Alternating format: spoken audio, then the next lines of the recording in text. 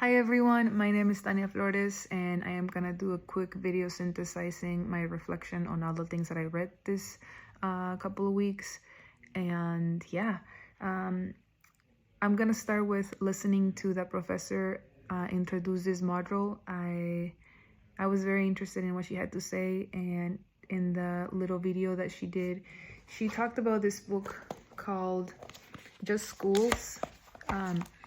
And I went ahead and I ordered it through the George Fox Library because I think that the work of building school-family relationships, connections, is so important, and I want to learn how to do it well, since soon I have a high chance of obtaining an admin job, and I want to be ready for it because I believe it's one of the, most important things, that collaboration and partnership that parents can have with schools and the community. After that, I listened to the video by Dr. Karen Mapp, and I wrote almost everything she said. She talked about how homeschool partnerships benefit not only our students, but also educators, families, schools, districts, and communities. And that was really cool to listen to. She, in her presentation, she mentioned all the benefits that it has, and I was saying yes the whole time, like yes, and why doesn't my school district do something like that? She also said that everybody wins when there's a strong partnership with students, families, and community members. And yeah, I felt glad, and it felt good to be able to listen to that video that she presented. One of the things too that I reflected on is that my school district and many other districts, probably not all districts, but many districts that I know, they try to do community building. They try to have like family connection with students in schools and families, but sometimes is random. Sometimes is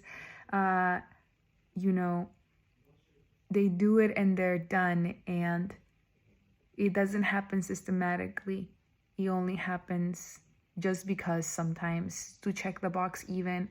And I really think that schools such as my school district could do a lot more work in building those systems where things become, those ways that families and schools can be connected become the new normal, like Dr. Karen Mapp said, and where we establish that relationships really matter for the success of students.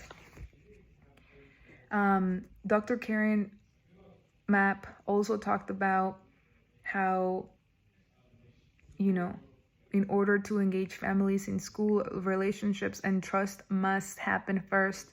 And that's a lot of work, and because it's a lot of work, you must love the work, because it's going to be a lot of work in building those relationships and building that trust. And as a leader, I'm really interested in those things. Many times educators call families, but they call families to give, not so good news.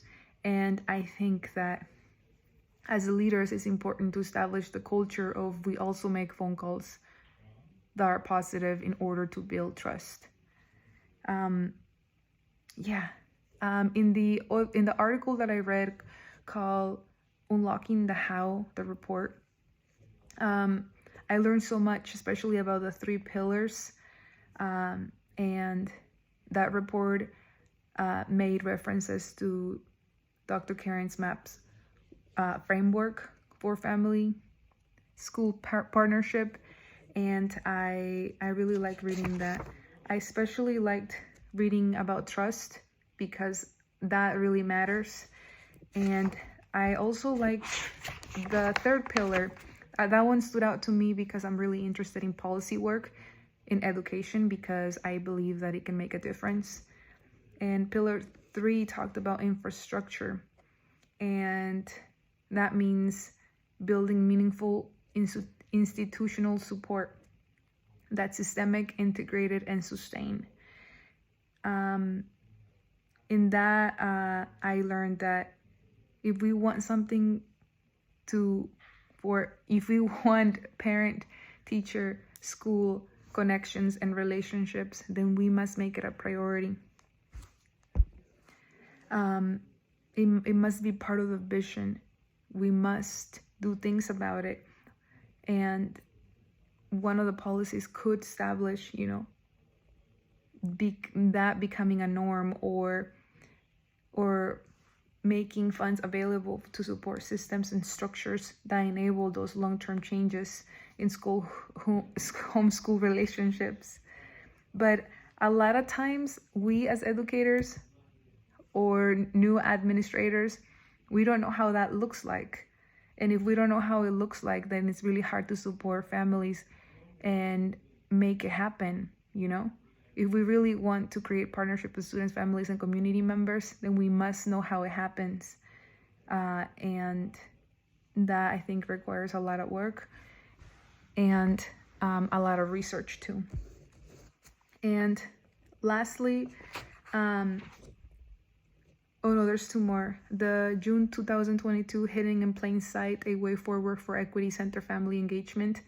It talked about data about parents' hopes and dreams, and it analyzed surveys that educators, principals, and families did. And the data there was really interesting. I enjoy looking at the data, and I'm really interested in collecting data for my district and making it happen. So I'm really interested in learning more about this. Lastly, I looked at the equitable collaboration framework that's based on this book. And they talked about a roadmap project and principles of equitable collaboration. Also recommendations for cultivating equitable work. And again, one of the things that stood out to me was the policy work, and how the policy work for creating equitable parent-family engagements must be a thing if we want this to happen. And not just that, but we also need to create and sustain a culture of professional learning and family engagement with ongoing reflection and ongoing learning, and making it better every time for parents and students, in order to really establish those partnerships. I learned so much overall. I'm definitely gonna read the book, and this was great. Thank you.